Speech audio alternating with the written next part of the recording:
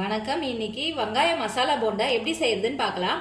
அதுக்கு பெரிய வெங்காயம் 4 வெங்காயத்தை நான் இந்த மாதிரி நீல வாக்குல கட் பண்ணி வச்சிருக்கேன். ஒரு கைப்பிடி அளவுக்கு கருவேப்பிலை, கொஞ்சமா பொடியா கட் பண்ண கொத்தமல்லி, 4 கப் அளவுக்கு மைதா மாவு, 1 கப் அளவுக்கு கடலை மாவு, 1 பிஞ்ச் அளவுக்கு சமையல் சோடா சேர்த்துக்கலாம்.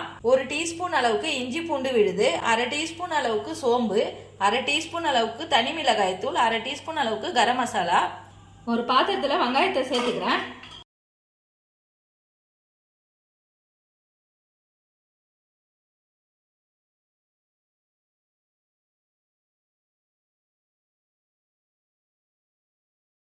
தேவையான அளவுக்கு சால்ட் சேர்த்துக்கிறேன்.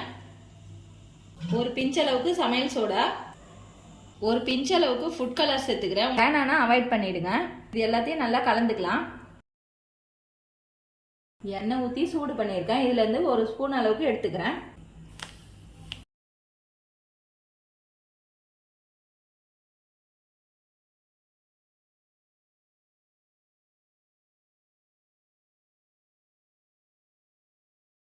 இப்போ இந்த அளவுக்கு நல்லா கலந்து வச்சுருக்கேன். இப்போ குட்டி குட்டி போண்டாவாக போட்டுக்கலாம். ரொம்ப தண்ணி ஊற்றிடாதீங்க. இந்த அளவுக்கு கலந்து வச்சுக்கோங்க. கொஞ்சம் இலகுவான பதமாகவே கலந்துக்குங்க.